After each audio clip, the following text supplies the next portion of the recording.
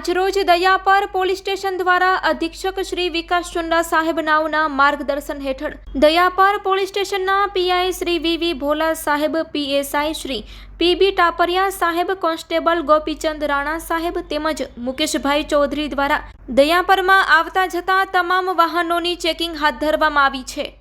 Report by Adam Notiyar, Kutch care news bureau chief, Lakhpat taluka.